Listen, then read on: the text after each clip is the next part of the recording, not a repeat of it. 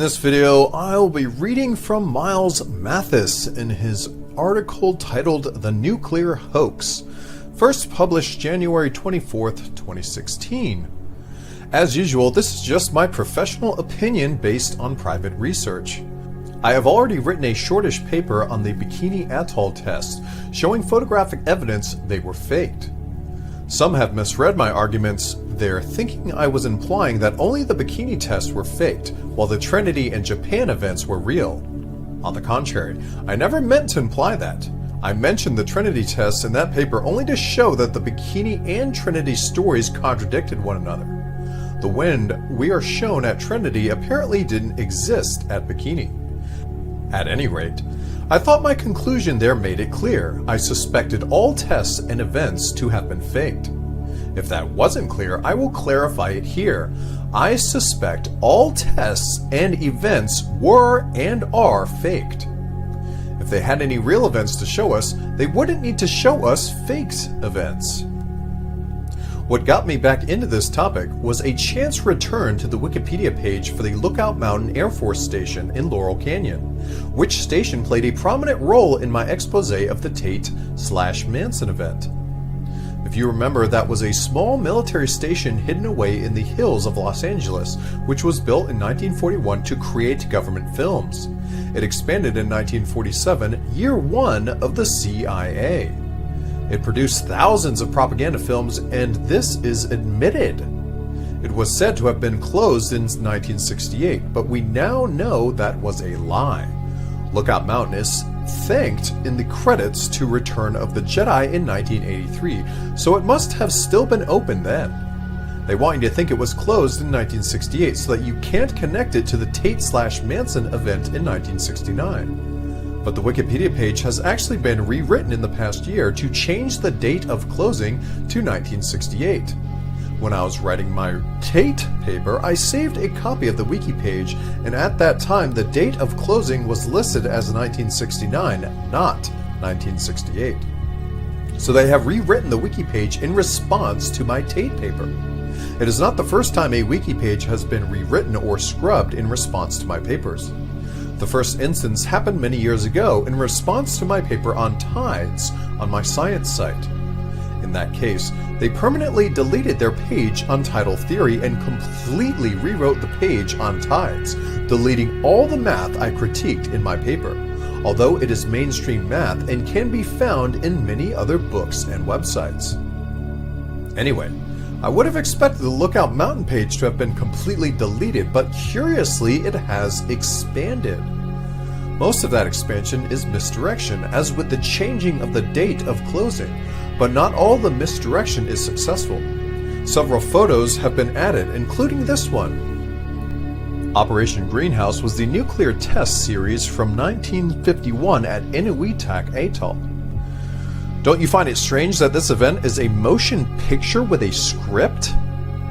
I can understand recording the event, but scripting it? Why would you need to script a nuclear test? Remember, you normally script a fictional event, not a real one. Real events don't need scripts. Once again, we see them placing prominent clues right in front of your nose. They should call this Operation Yeah, Tell Me Another One, General. If we go to the page for Inuitak, we find this photo. That photo has the subtext, "Filters are being removed from a U.S. Air Force Boeing B-17 drone after a flight through the radioactive cloud." What? You can't filter radioactive particles with some white sheet placed over the windows or whatever is going on there. And if the plane is a drone, why use filters at all? The only reason to fly a drone through a radioactive cloud is to monitor the ion levels. But if you are monitoring ion levels, you don't need a filter, do you? You would need a filter only if the plane were manned. I suspect the plane was manned. Why? Because I see it sitting there. According to the other stories at the time, drones were used only for suicide missions, since they couldn't be taken off or landed successfully. Pilots had to take them to altitude and then bail out, after which they could be flown by remote control. But since they couldn't be landed by remote control, they had to be crashed somewhere on purpose. In other words, used as a missile against an enemy target. This is the story we get from the death of Joseph Kennedy Jr., remember? Who is said to have piloted one of these missile planes in World War II. He and another pilot were to have taken the plane to altitude and then bailed, but the payload on board exploded for some reason before they were able to bail, killing them both. I have shown that story as another hoax, but not because they could take off and land drones back then. It is a fiction because there is no way Kennedy would be chosen for that mission. It is also an obvious fiction because the plane was followed by a film crew. There would be alleged proof of Kennedy's death. What a coincidence, they caught it on film! They just so happened to put this guy of a very rich family on a stupid, dangerous mission, which they filmed for everybody to see. And unfortunately, that mission just happened to go wrong and explode in everyone's face. That none of that was in this paper. I just added that, so don't attribute that to Miles. But anyway, if you want to know more on that, the Kennedy assassination, please read The Hidden Kings by Miles Mathis. It's a pretty long paper, but you will never look at the world the same. It's a fantastic paper. But anyway. But the part of these planes requiring pilots for takeoff and landing is true. The B-17 required precise eye and hand coordination in the cockpit for a successful landing. The reason they are telling you this B-17 was a drone is so you don't ask questions about that stupid filter. If they admitted the plane was manned, you might start to ask how radioactivity can be filtered in a cockpit like that. The short answer is it can't. Radioactivity is very small ions like alphas and betas. Betas are high-energy electrons. Electrons are tiny and cannot be filtered by screens. Neither can photons. The cockpit would have to be completely shielded all around. Shielded, not filtered. But if it is shielded, it can't be flown since the shields would prevent all visibility, so the story fails both ways. That is the next ridiculous photo we find. Here is the subtext. Major General Leslie Groves and Robert Oppenheimer at the Trinity Shot Tower remains a few weeks later. The white overshoes were to prevent the trinitite fallout from sticking to the soles of their shoes.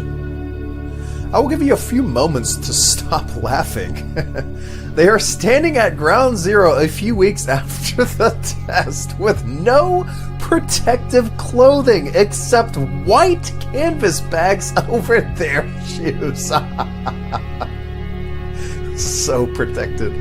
A 20-kiloton bomb is supposed to have exploded just 100 feet above that point they are standing, and yet all we see is a little pile of dirt, not even scorched. Look at the ground. It is just cracked dirt. It should have been heated to extremely high temperatures and turned to magma or aerosol. We are told they are wearing the medical booties to prevent trinitite from sticking to their shoes, but do you see any trinitite? Trinitite is supposed to be a kind of glass created by taking the dirt and rocks to high temperatures. Do you see anything that resembles glass there? I don't. It just looks like cracked clay, as in any normal desert. And does glass stick to your shoes? No. If you brought the desert floor to extremely high temperatures and then allowed it to cool very fast, it would be the opposite of sticky. It would be very hard and non-porous, again like glass. We are told the desert sand was largely made of silica. But from the photo above, we can see that isn't true. They are standing on cracked clay, not sand. And why no hole? Remember, all the faked photos we see of these events include a giant column and mushroom. Where do you think the column and mushroom come from? We are led to believe they come from an uplift of sediment on the ground. Where else would they come from? Well, if you uplift a huge column of sediment on the ground and broadcast it into the sky, then there will have to be a huge blast crater or hole. Instead, we see just a minuscule pile of dirt here. I might be told, why expect a crater? Do you know what nuclear bombs detonated 100 feet up due to the surface below them? No, and neither do you. All we can ask for is consistency, which we aren't getting with these stories. For example, in the Baker detonation at Bikini, which was only about 13% stronger than the Trinity blast, we are told it created a crater in the ocean floor 2,000 feet wide and 30 feet deep. And that was with the ocean as a buffer. Baker was detonated halfway down to the sea floor, we are told. And so there was 90 feet of water between the explosion and the created crater. But Trinity was only 100 feet off the desert floor with nothing but air between, and yet we are told it left a crater 30 feet wide and 5 feet deep. Again, that's 2,000 feet wide for Baker versus 30 feet for Trinity. It looks to me like they just didn't want to dig a big enough hole at the Trinity site, so they blew it off. However, as we can see from the photo above, there isn't a crater at all. Not even one 5 feet deep. Oppenheimer and his pals are at the base of the shot tower, which was the tower on which the detonation took place. They are staring at one of the 4 legs, and the guys behind them are staring at another. Do you see any crater between them? I don't. Finally, we're expected to believe these guys are just hanging out in a highly radioactive area with no protective clothing at a time when there would still be fallout from the sky. I will be told the fallout ends after 2 weeks or something, and that the ground is also not radioactive after a few weeks. But that contradicts all the other stories we have been fed, like this one. On the Bikini Atoll page, we saw the natives being taken back 10 years after the blast in 1968, based on scientific advice that the radiation levels were sufficiently reduced. However, in 1982, a French team found that radiation levels were still not safe, and the islanders were again removed. That's 24 years after the last blast, and yet we see Oppenheimer himself standing at ground zero in a suit and tie just a few weeks after the Trinity test. Here's another picture of ground zero. That isn't from some family vacation. That is a government photo from soon after the test. It is one of a few published on the Trinity page at Wikipedia. Not only does it not match the previous photo, but again there is no hole, no scorching, no glass, no evidence of a 20 kiloton explosion 100 feet above that. I have seen more damage at the beach caused by school children making sandcastles. And who are these bozos? They look like a couple of bums. Is that the sort of photo you would expect to stand as proof of the Trinity test on a huge mainstream website 70 years after the fact? You would expect either a fleet of 5-star generals and other bigwigs or a cadre of men in lead suits. You would not expect a couple of guys who appear to be looking for old tires.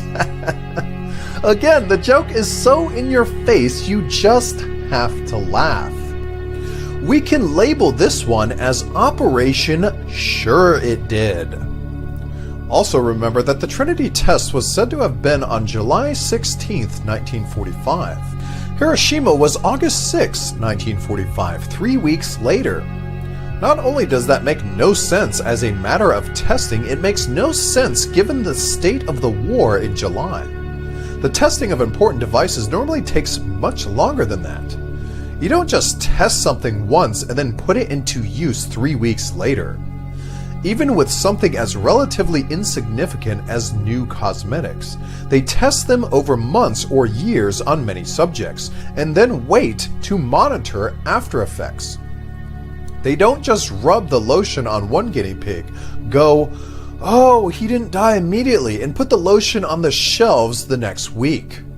So this rush to drop a bomb tested only once should look very suspicious to you. It should look even more suspicious given that Japan was already beaten. It is not like they were about to attack the mainland US and we had to blast them as protection. We had been blasting the Japanese mainland since early March and they were not able to stop us. According to the mainstream story, Tokyo was firebombed March 9th, killing 100,000 people. From March to July, we firebombed 66 other Japanese cities, causing another 500,000 deaths. How many US cities did the Japanese bomb in that period? Let's see. 0. We are told the bombs were dropped to prevent more loss of life on our side. But that is just more misdirection. The Japanese weren't attacking us at that point. Why would they? Put yourself in their shoes. If your homeland is being bombed to pieces, you are going to pull back and put everything you have left on preventing more attacks at home. You aren't going to send your forces out on offensive missions. You are going to keep them at home in a defensive posture. The only way we were going to lose men at that point was by flying them over Japan or sailing them near her. If we didn't want to lose men, all we had to do was stay away. Whether or not the Emperor unconditionally surrendered is beside the point. The point is he wasn't capable of doing us any harm, surrender or no surrender. He was beaten, and whether or not he said uncle was meaningless. It was certainly no justification for continuing to bomb them. In short, you can rest easier on this matter, because there is no chance we dropped any nuclear bombs on Japan. It simply didn't happen. Japan knows that, Russia knows that, and the only ones who don't know that are the citizens of the US, who have been propagandized into a state of mass idiocy. The whole nuclear scare wasn't used mainly to keep the Russians at bay, since the Russians also never had any nukes. It was used mainly to keep US citizens in a state just short of panic for 70 years and to keep military and intelligence expenditures absurdly high. In this same line, you should find it very curious that the bomb tested at Trinity was a plutonium device, like Fat Man allegedly used at Nagasaki. The bomb used first at Hiroshima was a uranium bomb, so it was never tested. Why would you choose to first drop the bomb you haven't tested instead of the bomb you have tested? It makes no sense. This also makes no sense. After the war ended, it was not expected that the inefficient little boy design would ever again be required, and many plans and diagrams were destroyed. What? Do you know how much the Manhattan Project cost? Around $25 billion. Does it make any sense that they would spend billions to build a successful nuclear device and then destroy the plans and diagrams? Actually, this story reminds me of the story they told a few years ago, when some retired NASA investigators were looking for the original NASA footage of the moon landing. They were told that NASA had lost it. As it turns out, NASA had actually erased and reused the tapes in the 1980s. I am not joking. To explain it, we are told NASA was facing a major tape shortage at the time. These people have millions and billions of dollars in funding and they can't afford to buy new tapes. So they taped over the most magnificent human accomplishment in recent history of the century. What a joke! That was me adding again. So, but anyway, I'm sure Miles would agree. Oh well, I guess that makes it okay. We only spent around $100 billion on the Apollo project, so who expects to have any permanent record of it? Word of mouth is good enough. $100 billion. Oh yeah, we don't need the diagrams. We don't need the tapes. We don't need the footage. We don't need any of the records. Just retape over all of that stuff, because this $100 billion, it's just we just can't buy any new recording equipment or records. They must be destroyed. Besides, they probably needed the tape to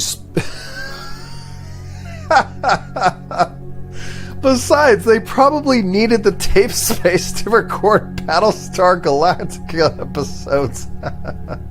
But there is more. Concerning the failure to test the first nuclear device allegedly used in war, we are told there were several reasons for not testing a little boy type of device. Primarily, there was little uranium-235 as compared with the relatively large amount of plutonium, which, it was expected, could be produced by the Hanford site reactors. Additionally, the weapon design was simple enough that it was only deemed necessary to do laboratory tests with the gun-type assembly. Unlike the implosion design, which required sophisticated coordination of shaped explosive charges, the gun-type design was considered almost certain to work. The things they expect you to swallow. Please read the last two sentences closely, since the second contradicts the first. In the first sentence, the weapon design is simple, and the only thing that needs to be tested is the gun-type assembly. In the second sentence, notice that this reverses. The gun-type assembly is certain to work, so it is implied it doesn't need to be tested. But the implosion design is now sophisticated. Your brain is being stirred. In truth, neither statement is to the point. This weapon was alleged to be a first of its kind, as we know. It was alleged to be the first nuclear explosion invented and the first to be used. It cost huge amounts of money and allegedly required the coordination of the top physicists in the West, including several stolen from Germany. So how could the weapon design be simple?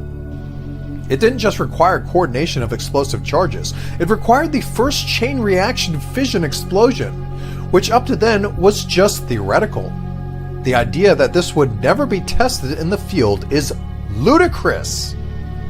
Plus, if these things didn't need to be tested before the first use in war, why did the later bombs need to be tested by the hundreds, blowing the shit out of large parts of the world?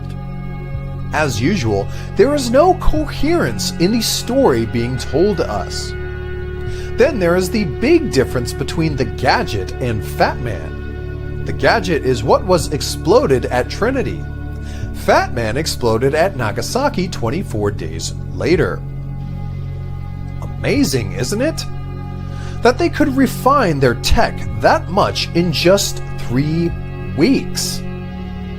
I might be told that second picture is just the bombshell, but since the diameter of it is only 60 inches, the gadget we see in the first picture wouldn't fit inside it.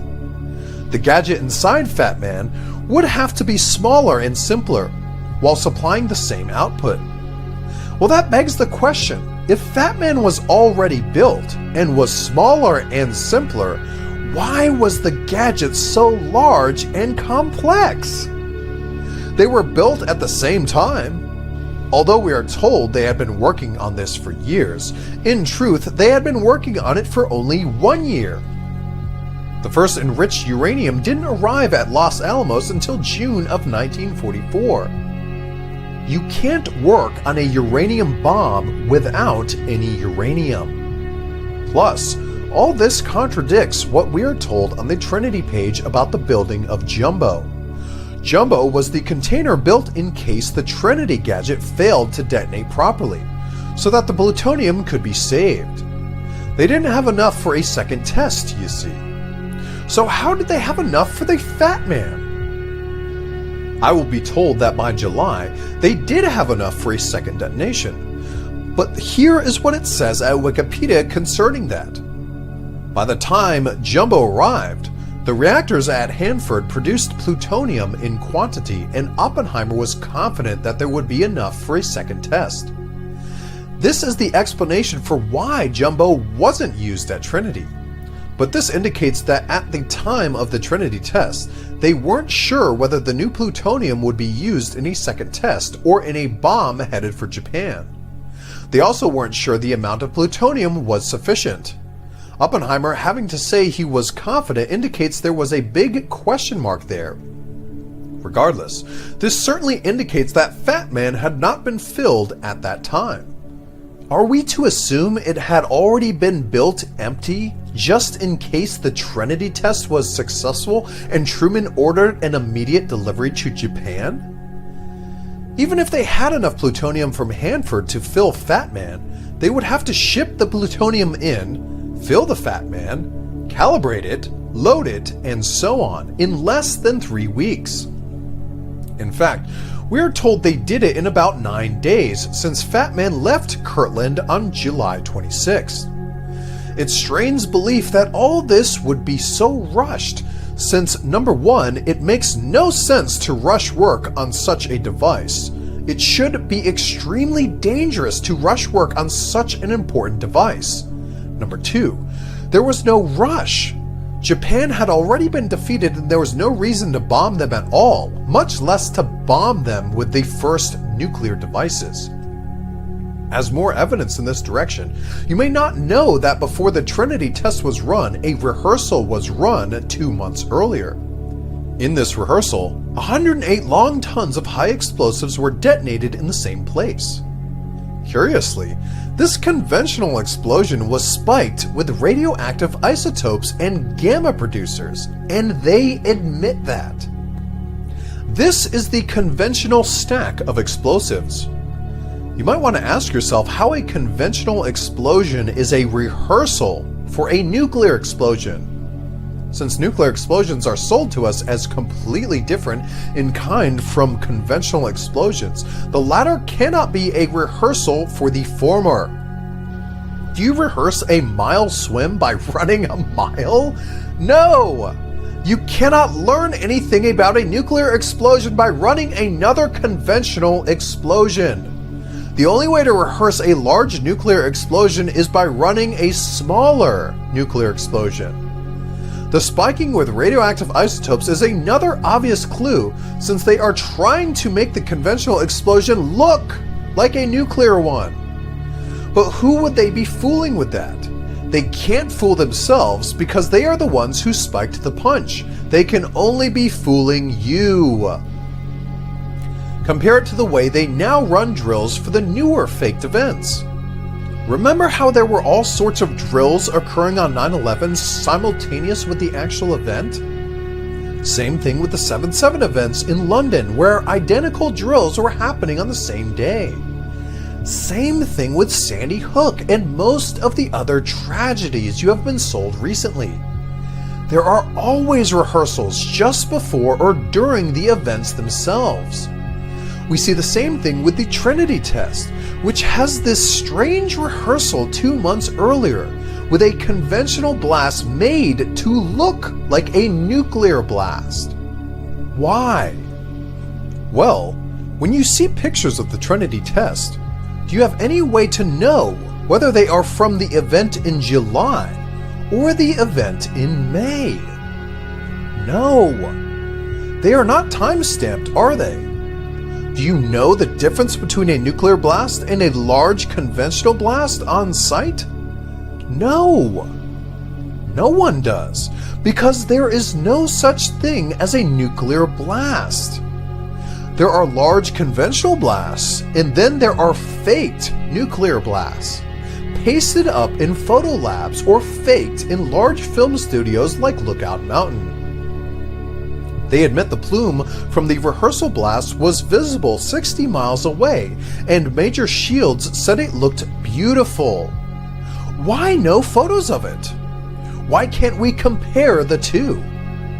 Well, one reason is that they ran this rehearsal at night at 4:37 a.m. Why would they do that?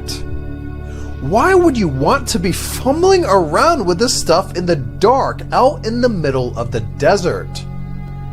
I just tripped over the number 108 above. Why 108 long tons rather than 100? 109, or 110, or any other number. Because this number is another numerology marker, it has come up in several of my papers, both on my science site and my art site. In accelerators, the proton has a mass increase limit of 108 times. I am the first to have shown why. When I discovered that, my partner at the time, who was studying Eastern religions, said to me, quote, "Oh, that is weird. That number is very important in Hinduism," end quote. Shiva has 108 names. There are 108 Mukhya Shivaganas. Buddhist rosaries have 108 beads.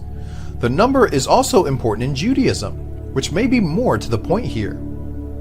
The number 18 is associated with Chi, and 108 is a low multiple of that, being 6 times 18. It is the hyperfactorial of 3. Since Oppenheimer was Jewish and involved in studying or at least quoting Eastern religions, I take it that number 108 was not an accident. Right after the alleged blast, he quoted from the Bhagavad Gita, "If the radiance of 1,000 suns were to burst at once into the sky, that would be like the splendor of the Mighty One." Here is another paste up. This picture is from the Inuatak blast during Operation Sandstone, but it is an obvious fake since it has lines all over it. Look at the long vertical line in the lower half to your right. Even worse is that the reflection in the water isn't in the right place. See how the reflection is leaning to your left? That is impossible unless the ocean itself is tilted. The reflection should be directly between the image and the photographer. In other words, the two bright spots should line up vertically. Another problem is that they once again failed to fake a surge in the sea. Nothing but calm waters, folks. I showed you this problem in my analysis of the bikini photos. There should be a big circular tidal wave around the explosion, but there isn't. We see a lot of water moving up, but no water moving out. I might be told there seems to be a partial surge, but that isn't a surge, that is the atoll itself. Another problem is again those little clouds hanging around not responding to the blast at all. I might be told the blast is limited at that point to the mushroom cloud, but that isn't true. The explosion would travel quite fast through the air, much faster than the waterspout could form.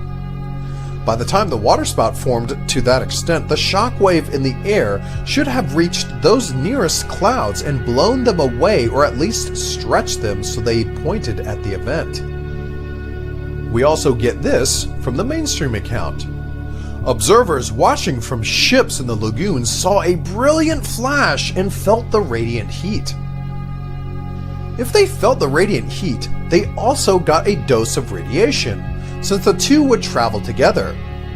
We aren't shown what these observers were wearing, but in the bikini publicity photos, one of the sailors was shirtless.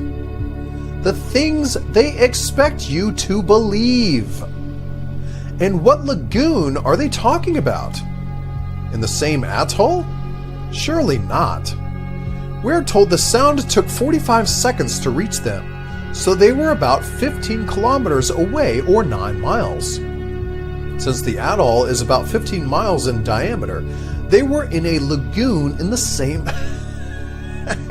They were in the same atoll? So go back to the explosion picture above.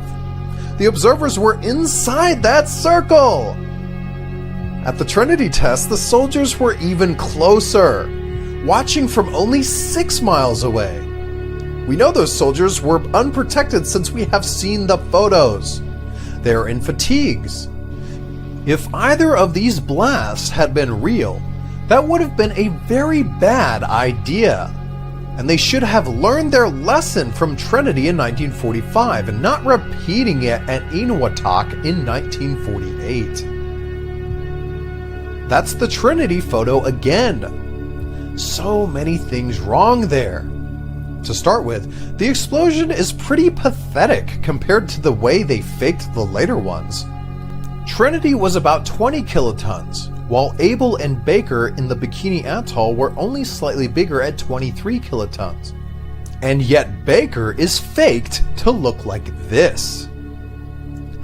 What a difference 3 kilotons makes, huh? Just compare the two. Look at how pathetic the first one is. But the second one, oh, it's just such a massive explosion. But there are bigger problems with that photo from Trinity. Look closely at the soldiers. Why are the nearest soldiers in black shadow, while the ones just in front of them are shadowed in light gray? It makes no sense. The sun doesn't cast a selective shadow. It is either black or gray, but not both. It's a poor paste up to make it look like a lot of soldiers are there when they aren't. We have a similar problem here, since this photo is an obvious fake. Not only are these bozos much closer to the blast, still with no protective clothing or even goggles, but again the shadows make no sense. The blast is brightly lit from the right, but the foreground characters are only dimly lit from the right. Besides, these are supposed to be professional photographers. They would have wanted the best picture of the blast, which would have been with the sun behind them, not to their right. They would have known that the sun rises in the east and would not have positioned themselves to the south. The middle ground in the photo also makes no sense, indicating what we have here is only a studio foreground and a fake background. I want to pause on what I have said about goggles for a moment, since I haven't stressed it before. If these events had been real, they would have emitted a dose of gamma rays which are a terror on the eyes. And distance makes less of a difference with gamma rays than with other particles, since gamma rays are photons. They travel the speed of light, which means they would travel the distance to these stupid photographers in fractions of a second. In that time, they would lose no energy, so standing back a few miles doesn't help. Gamma rays have such a high energy that most goggles wouldn't help. Closing your eyes wouldn't help, since the rays would go right through your eyelids like they weren't there. The photographers should be looking through double and triple shielded binoculars, like the guy on the turreted rig in the photo below. Instead, we are supposed to believe they are just standing there with their eyes open. Here is the only color photo of the event, said to have been taken by environmental physicist Jack Abey. It is supposed to have been taken at f4. Since this was at 5:30 in the morning, why didn't he open the lens up all the way? Did he want to be sure the shot was garbage? It looks like the film was ISO 1600 instead of 100, since why else would it be so grainy? His shutter speed was 100. What? He had never heard of a tripod? And why did the US government have to get its only color photo from an amateur? They couldn't afford to hire any professionals who knew how to use color film and tripods? Come on, this story is such obvious nonsense. Operation Get Out of My Face. We are told the photography group employed some 50 different cameras, taking motion and still photographs. Special Fastax cameras taking 10,000 frames per second would record the minute details of the explosion. If this is true, then why are all the images of Trinity the sort of garbage we have seen? Grainy, blurry, shot from a distance, and in 7/8 shadow.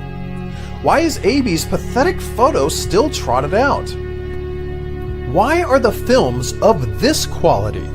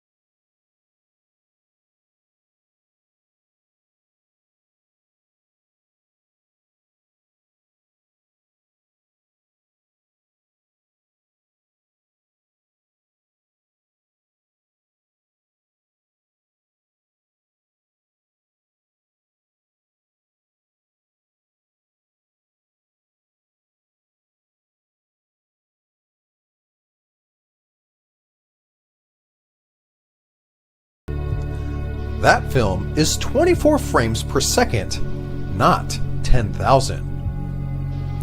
How about this quality? A special camera called the Rapidtronic was developed at EG&G to photograph the initial burst of energy in the first millionth of a second. 6 cameras simultaneously captured the progression of the fireball as it vaporized the tower. Here, these images are combined to give the impression of motion.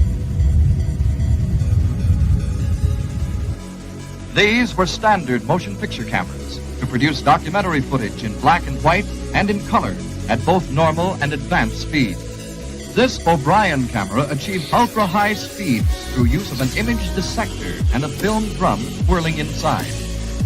This camera was capable of making 15 million pictures a second. The cameras were mounted on racks up on top of a 300-foot tower in a cab. And so usually in each tower we had 6 cameras. And they were stacked one on top of the other. A special camera called the Rapidtronic was developed at EG&G to photograph the initial burst of energy in the first millionth of a second. 6 cameras simultaneously captured the progression of the fireball as it vaporized the tower. Here, these images are combined to give the impression of motion. These were standard motion picture cameras to produce documentary footage in black and white and in color at both normal and advanced speeds. This O'Brien camera achieved ultra-high speeds through use of an image dissector and a film drum whirling inside. This camera was capable of making 15 million pictures a second. The cameras were mounted on racks up on top of a 300-foot tower in a cab. And so usually in each tower we had 6 cameras. And they were stacked one on top of the other. And this is so precise that we can have 2 cameras sitting side by side or 600 meters apart and have them go off within a millionth of a second of each other. And that way we can make these diameter measurements to make the efficiency measurements. There, we are told the camera was capable of 15 million pictures per second. If so, why are all the films still crap, looking like balloon sequences pieced together in a lab? If that last link doesn't make you laugh, you really aren't getting the joke. Remember, we saw precisely the same sort of misdirection with the later moon landings and the Kennedy assassination. With the moon landing, we had to watch grainy, ghosted second-generation images filmed from flickering monitors. With the Kennedy assassination, we had to study Zapruder's crap film shot with a Bell and Howell Zoomatic. Although we now know professional cameramen were standing curbside during all the action.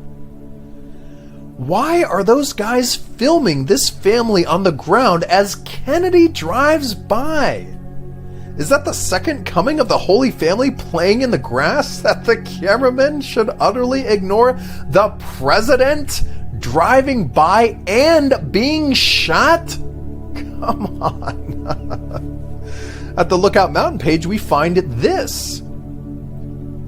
So it is not like the military didn't have any tech. They didn't need to be relying on amateur cameramen positioned 50 miles away. They feed you these garbage photos because it helps them hide. These ridiculous low-resolution photos are harder to analyze, so they prevent analysis. We find more problems with the alleged time of the Trinity test. We are told it was originally scheduled for 4 a.m. MWT. Since we were still on Roosevelt's wartime in July 1945, sunrise in central New Mexico on July 16th would have been about 6:07 a.m. Why would you schedule an important test in the middle of the night? And if the test was scheduled for 4 a.m., why were all these cameramen there? They couldn't have gotten any images beyond the initial flash. But this is even more important, since we are told the detonation went off at 5:29 MWT. That is still 38 minutes before local sunrise. Just check the charts. So how did they get all the daylight in the images above? Are we supposed to believe that this is 38 minutes before sunrise? Wow, the moon must have been really bright back then, before the astronauts landed and painted it black. Look at those amazing shadows the moon used to cast in the old days. I will be told 5:29 would be twilight, since it isn't fully dark right up until official sunrise, of course. But we are supposed to be a full 38 minutes before sunrise here, and it wouldn't even be legal to shoot a deer then. And if human eyes don't like twilight, cameras like it even less. With that little light, there is no way you could shoot at 100 and f4, for instance, as Jack Abey was said to have done. Plus, these cameras should have had filters on them to protect the film from radiation. That dims the light even more, of course. So none of the story we have been sold makes any sense. I will be told these guys are being lit by the explosion, not by the sun. But we can see that isn't true either. If they were lit by the explosion, their shadows would be right behind them. But we can see the shadows are to the left. Plus, the detonation only lit the mountains for 1 or 2 seconds. This is minutes after that. The length of the shadows actually proves this is not at sunrise, much less before sunrise. The seated soldier in the middle of the photo above is about half an inch tall on my screen. His shadow is 1.5 inches, giving us an increase of 3 times, which means the sun is about 18 degrees above the horizon. That indicates a time of about 8 a.m. We can call this Operation My Watch Has Stopped. William Lawrence, the New York Times spook on the ground at Trinity, wrote of the events this way, quote, "A loud cry filled the air. The little groups that hitherto had stood rooted to the earth like desert plants broke into dance, the rhythm of primitive man dancing at one of his fire festivals at the coming of spring," end quote. That loud cry should have been the cry of hundreds of idiots having their eyes blasted into permanent blindness by gamma rays and the fertility in their testicles permanently blighted. Conveniently, that didn't happen. Also strange is that in the movies of the pre-event, we see many signs telling the soldiers to keep quiet about what they are about to see. Why? The test was not a secret. How could it be? It could be seen for hundreds of miles over most of New Mexico. It was in the newspapers in the West later the same day, and of course they were bragging about it within a matter of weeks. Hiroshima was only 21 days later, and the full nature of the test was made public at that time. So why all the warning signs to the soldiers on the ground? I suggest they were being ordered to keep quiet about the fake. Many probably knew this explosion wasn't a nuclear explosion, and that is what is needed to be kept secret. This also explains why all these soldiers had no problem hanging out near the event with no protective clothing. They knew you didn't need protective clothing around a conventional blast. Once you know what is really going on, the films from the event begin to make sense. As backup for the Trinity story, we are told some fallout reached as far as Indiana, ruining Kodak film there. Interesting that film was ruined in Indiana weeks later, but cameras only a few miles away were unaffected. In other words, fallout ruined film thousands of miles away, but gamma rays spared all the local cameras. A miracle, really. Let's call it Operation Horse Hockey. Here's a funny story that I take straight from the Wikipedia page. Quote, "I was steering straight ahead with my left eye covered by a welder's glass and my right eye remained open and uncovered. Suddenly, my right eye was blinded by a light which appeared instantaneously all about without any build-up of intensity. My left eye could see the ball of fire start up like a tremendous bubble or knob-like mushroom. I dropped the glass from my left eye almost immediately and watched the light climb upward. The light intensity fell rapidly, hence did not blind my left eye, but it was still amazingly bright." End quote. The intensity falling rapidly would have nothing to do with it. Your eyes would either be destroyed in the first 2 seconds or they wouldn't. But just ask yourself if the story makes any sense beyond that. This guy takes a welder's glass but only covers one eye? How stupid are we supposed to think he is? He was a lawyer, not a welder.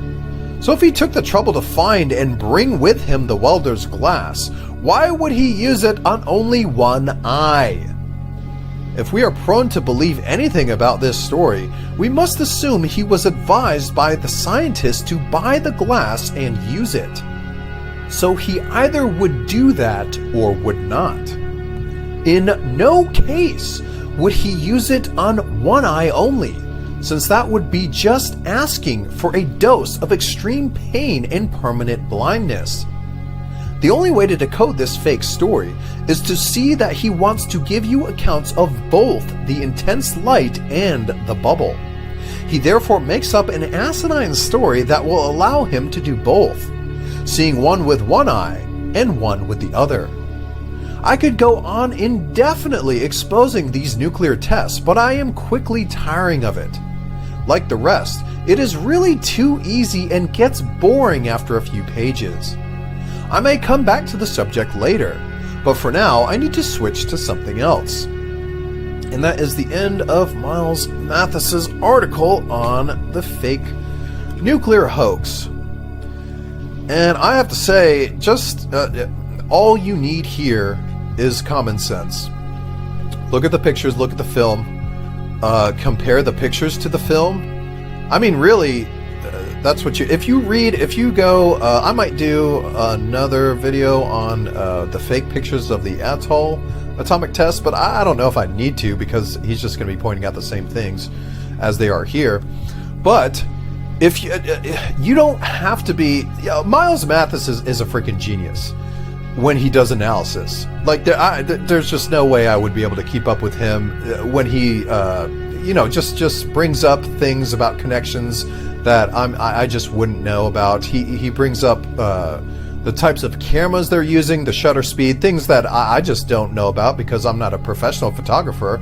Even though I use photography a little bit, I don't know as much about as what he's talking about. Anyway, all of these small details are things that just about everybody would miss, except a professional, and he is a professional. But the point I'm making is, if you're just an average person that is I don't know, just interested in looking at a photograph and using some common sense, you could just say, hey, do these photographs match the video?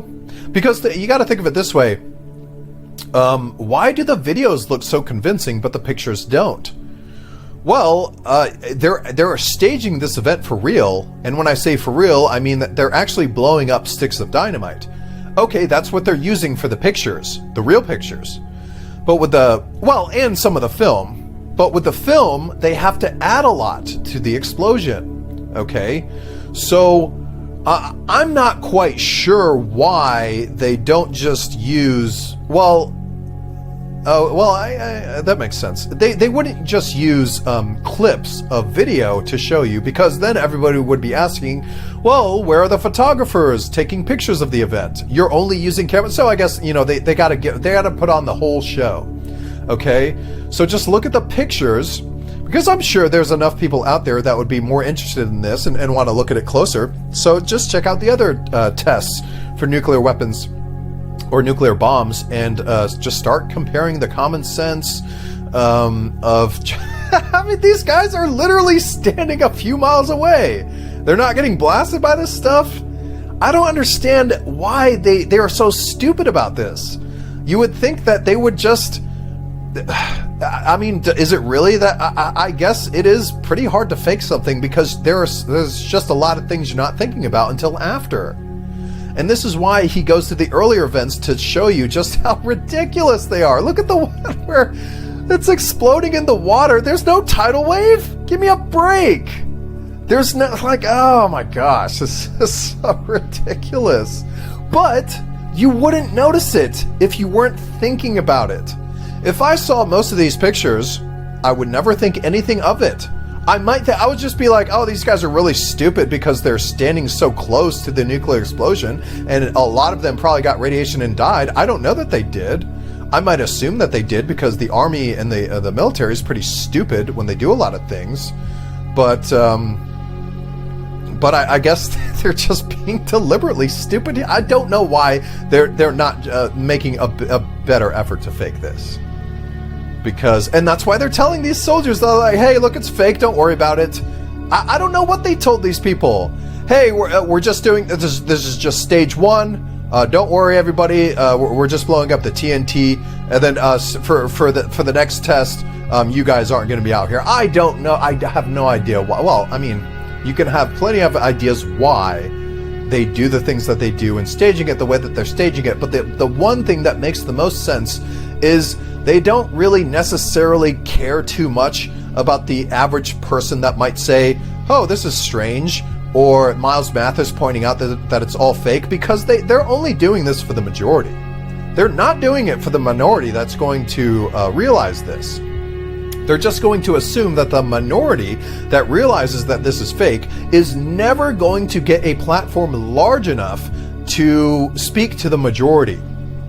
Because if you had a television show, or if you just had, let me throw out PewDiePie here, because he's online, he does videos, and he's the most popular YouTuber. If he were to do even just a 10-minute video on fake pictures of these nuclear explosions or whatever, and just tidy it up and do a quick 10-minute video and just show you the details of the photos, just how Miles does, and not say anything else. Don't go into any conspiracies, don't say anything, just be like, yo, what's up with this? Why is this so weird? Point out a few things and that's it. Okay, he's got 90 million people. If he puts that out, so many people, like, and I don't mean people, I mean like government agencies are going to crack down on him. And you would see a huge reversal in that. Because all they need to do is shut him up. They could do it with money, they could do it with blackmail, they could do it with bribes, they could do it with all of these different things. But once people with that amount of reach can get it out to millions more people, then people will get their shovels out and start ripping this stuff apart. And that's one of the reasons why I want to do these videos, because if there's ever a point where people are getting to where they can start getting this information out to more and more and more and more people, then it's just going to start to explode.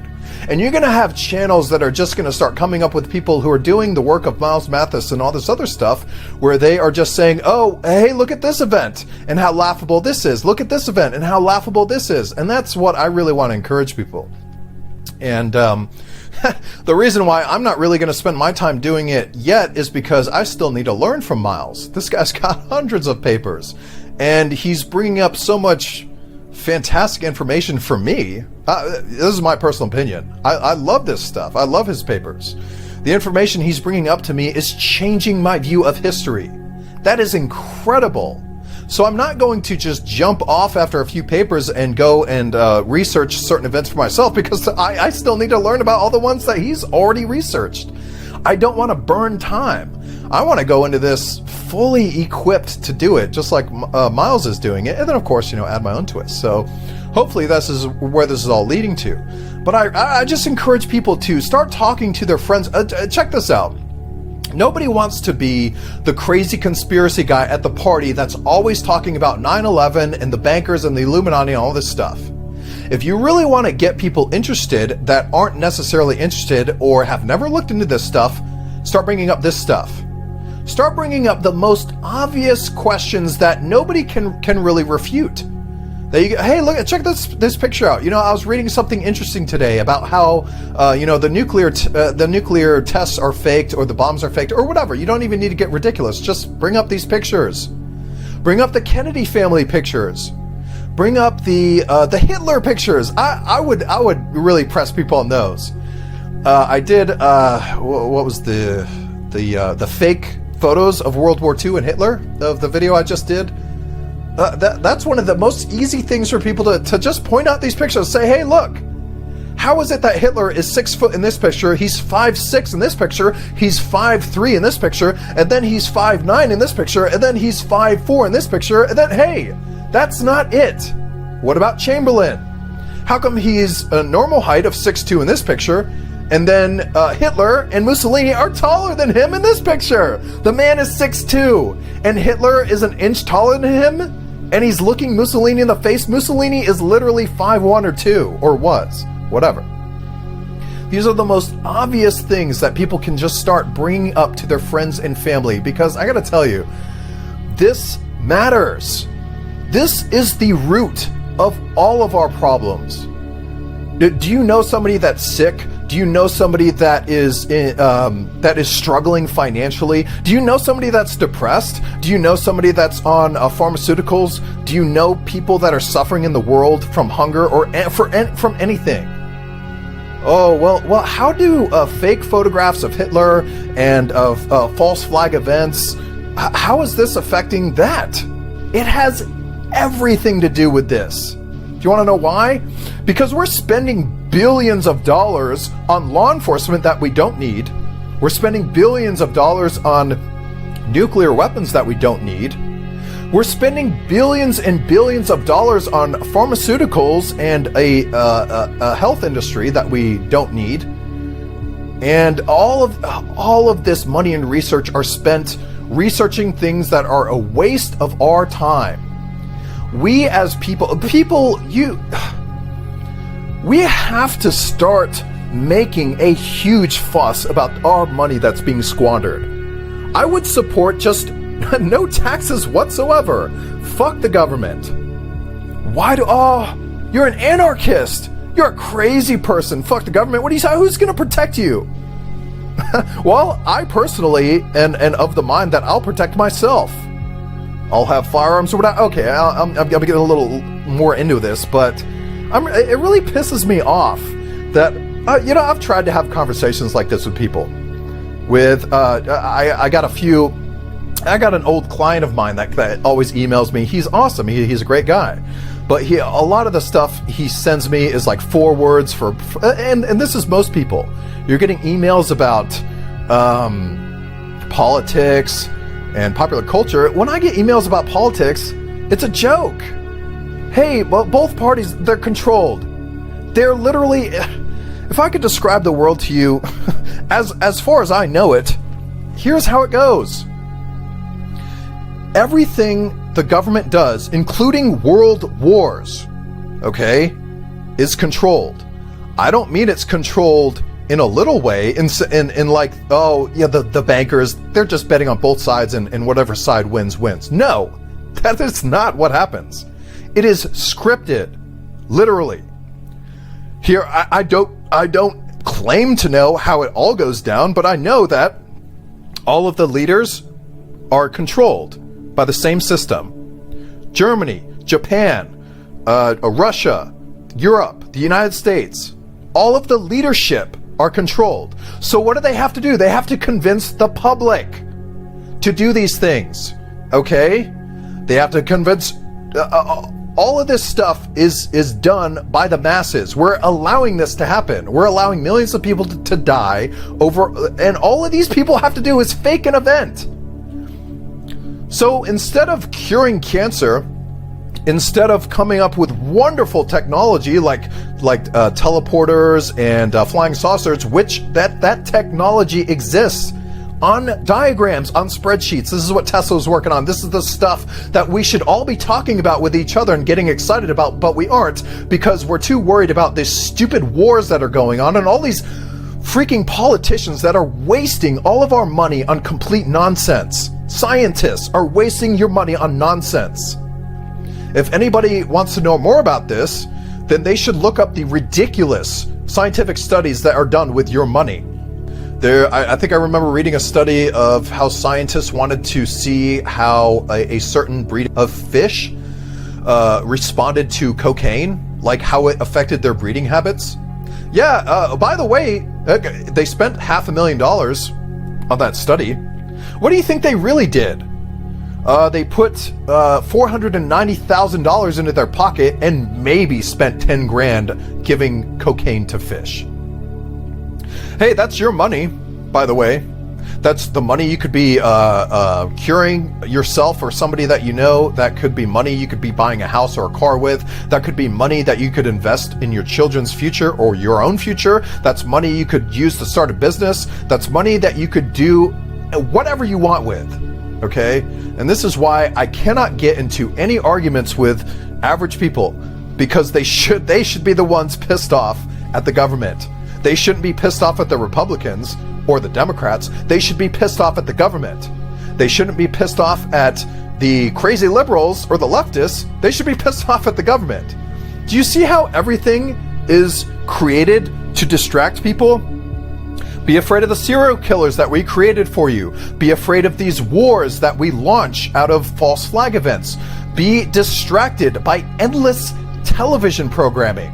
Hollywood is a huge factor in the intelligence agencies, because most people don't know the details of events that happened. They'll watch the movie about it. They'll see the television show. And we're getting to a point in society and technology now where they are able to fake things to the point that they look pretty dang real.